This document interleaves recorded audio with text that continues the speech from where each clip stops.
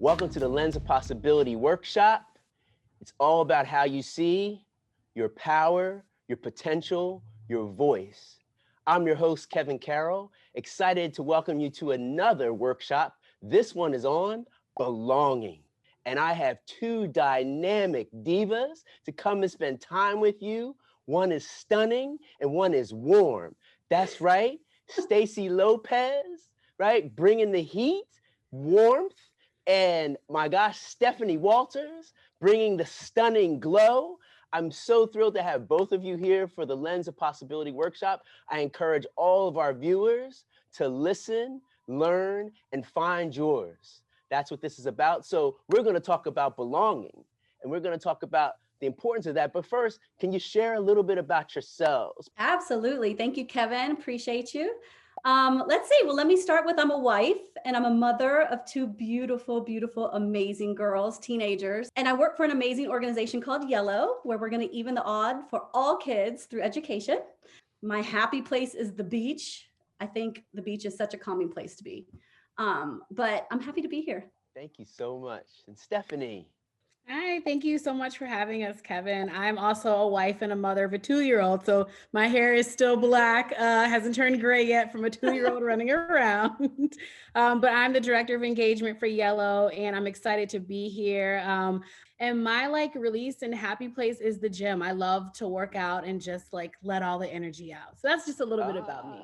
That's good. That's good. So first, I want to know how you two got to know each other, because I think that would be a really interesting story to find out how you two got to know each other and built the relationship. Stephanie used to work for the school system here. I wasn't in a position to snag her up from the school system yet. However, a couple years down the line, we ended up getting into a position where I needed to hire. She was the first person that came to my mind. I called her and she was ready. She jumped on the opportunity. The best hire that we've hired yet. Aw. It wasn't necessarily that it started off, hey, I need to hire you. It was more like, how can we build, right, as human beings? And so what do you think was the catalyst that made you speak up and say, hey, we need to connect? So for me with Stephanie, she just makes you feel good. And I feel like even outside of being around a group of people, your work team, your family, feeling good is really important. Like you have to feel good around these people. You have to trust them. You have to be comfortable. That's the way you belong. You belong by feeling like you fit in. You know, it's a connectiveness. It's a sense of acceptance. And so I think with Steph and our friendship first and foremost, because that's the most important, our working relationship makes us feel that way as well. Can you all recall back in your teens, was there a person or someone who kind of pulled you to the side and said, look, you need to check yourself, pay attention to this or whatever? Because I want our viewers to be thinking about that too, is like, what are some tools to help them? Because when we get older, obviously we've got more knowledge, more awareness of ways to work on ourselves. But when you're young, maybe you don't. So maybe we can offer, a hack, right? An unlock for them. Is there someone or something that was really instrumental in you understanding I got work to do on myself so that I can belong to myself first? For me, it was my mom. I always remember her saying, you cannot be good to somebody else if you're not good to yourself, and even better to yourself. If you have a good couple friends that you love and you love hard and you can rely on them and depend on them and trust them, and that's all you need. Yeah, right. And those are those healthy relationships for sure. Right. So your mom dropped that pearl and now you're handing it, down, right? You're continuing that conversation. I love that. I'm trying my Stephanie? best. Yes, absolutely. Yes, no doubt. Yeah, for me, Stephanie? it was Yeah. actually my 7th grade English teacher. So I was in an honors English class, and I'm just, I think I'm killing it. Like my papers are good. Like I'm a very big communicator. And so they were always great, but every time I would submit a paper, she would never give me an A. She always gave me maybe a B or C plus. And I would come to her, I'm like, why? She's like, because I see something else in you. I know you can do better. You all just brought up two really beautiful examples, someone in your home, someone outside your home. But both of them were the same in my eyes. They were supportive plus demanding. What an amazing gift to share to our viewers, right? Regardless of gender, supportive plus demanding people in your life can help you thrive. And I think we need to seek that out and not just get people that gas you up and tell you you're amazing and you the best and da da da da. No, you need that 7th grade English teacher. You need your mom, right?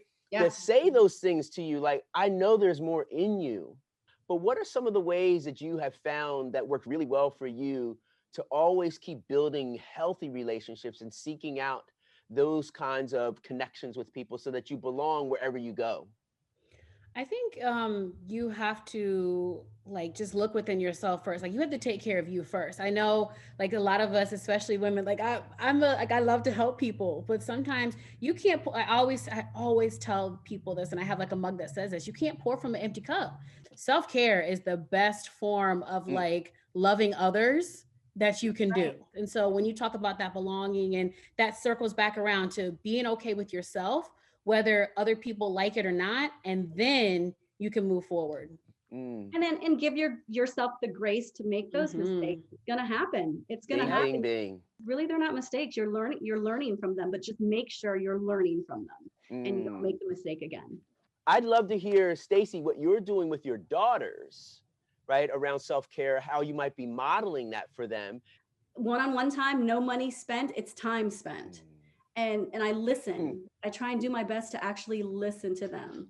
And then when they ask me for my advice, I share, because teenagers, sometimes they don't want to hear nothing you have to say.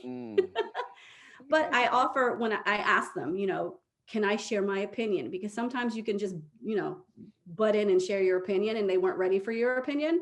I ask them, can I give you my opinion? And they're more open to listening to me. And I feel like those moments that I have with the girls, whether they're, late at night when I go just sit on their bed in the room and we just have these great conversations together, they mean so much to me. And I know that they mean so much to them as well.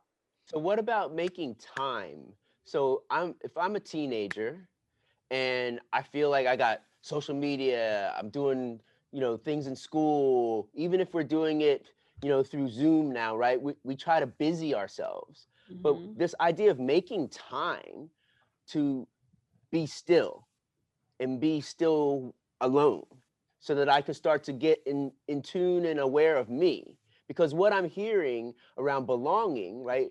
We're all in agreement that you're no good to anyone else if you're not good to yourself. So how do you do that work when I'm 13, 14, 15 years old and I feel like I just got to be plugged in all the time. I got to be connected all the time. So how do they start to learn how to carve out that time? What things can you suggest, or tools or practices can you suggest that could help them? I think you have to think about, and this is a question for the kids to ask themselves, is how bad do you want peace?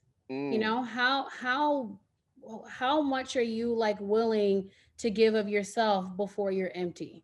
So when I think about peace, I think about just like this serene mental state and just being like comfortable and being full without anybody else. Like you have to be full of yourself before you can be able to pour into somebody else. So I think just having a moment of like, they need to have a kind of check yourself moment, like, hey, what am I bringing to the table? Because, everybody, we all think we got it going on, right?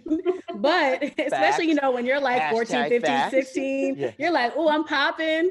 But what am I really bringing to the table? Am I coming with a full deck? So just pulling back time and just focus on creating like your own real life versus creating a life that you just want to post online. So the more that you start to think about these little things, right? And you start stacking what I call micro wins, little wins, by like, hey, I got a day in, I got another day, and you just start stacking them. But I think what people think is they want everything microwavable. Yep. It ain't microwavable. It ain't. Exactly. Peace ain't microwavable, right? Yeah. Serenity ain't microwavable. Self-care ain't microwavable. You gotta commit to it, gotta right? Work. Yeah. Healthy habits, healthy practices, right? All feed into healthy relationships. Absolutely. And our sense of belonging. Healthy, vibrant, thriving relationships throughout your life. In these early years, you have to do the work on yourself. Absolutely. And start the habits of self-care, right? And self-respect. And one of the things that we like to do in our Lens of Possibility workshops is we like to ask our guests to bring something that represents the topic we're talking about. And so I'd love for you all to reveal what you brought. My family's my world. I love them. And that's who makes me feel safe. And so in the beginning, when you asked me, Kevin, who was that person? And I said, my mom. My mom would wear, still wears every single, I don't think she's ever taken them off, bangles. And you can hear, if you hear the sound of the bangles, every single time. I knew when she was coming down the hall. Till this day, that whenever I hear bangles or see someone wearing bangles, it just reminds me of my mom. It makes me feel safe. I feel, it's a sense of security. I love that. I love that. Bangles. I love it. It's so good. Oh, Stephanie. So mine is actually a camera. Aside from working at Yellow, I do a lot of TV and interviewing. And so I chose a camera because I feel like, number one, this is where like I show up as my best self. And this is also opportunity for me to really connect with people and pull the deep things out of them. And so anytime like a camera's around, I'm ready. I'm like ready to talk to people. I'm ready to get like a story from people. Like that's when I show up as my best self. So a camera makes me literally feel the most comfortable. One word that you will take away from this conversation around belonging, because I wrote down a bunch of words, right? Because you guys really are wonderful with the word choices that you shared. What would be one word you would want to give to our viewers, our young people that are watching this? One word to remind them about belonging. I would either say acceptance or connectedness. I would say aspire, like aspire to be better, aspire to be your best self, aspire to not be afraid. Aspire is going to be my word. You all shared so many rich words for everyone today. And I just want to share with you all the word I want to say to you two is gratitude. Aw, thank you. Because your generosity was so evident, but I have so much gratitude for your willingness to share so candidly and transparently. Thanks so much. Awesome. I appreciate y'all. Thank you so Kevin, much. thank you so much. Absolutely. Be well. Bye. Thank you. Wow, wasn't that an amazing conversation with Stacey and Stephanie, talking about belonging, talking about connecting, the importance of it. So we all want to find the ability to belong and connect, and it's all through relationships. So I want to challenge all of you now, right? It's all about your potential, your power, and your voice to find yours. So I'm going to encourage you to find that object, right? Take a picture of it or draw it. But it's so important for you to put that in your toolkit to start collecting these things so they're reminders of each of these conversations. So find yours. Find that object, take a picture of it or draw it. Put it in the workbook. And we're going to keep collecting these, but these are going to be great reminders for you. So keep doing the work. I hope you listened and learned something. I hope that you're working on discovering what it is that's unique about you, especially as it relates to relationships. I appreciate you. Keep showing up. Keep doing you. Be well. Godspeed. Peace. Find yours.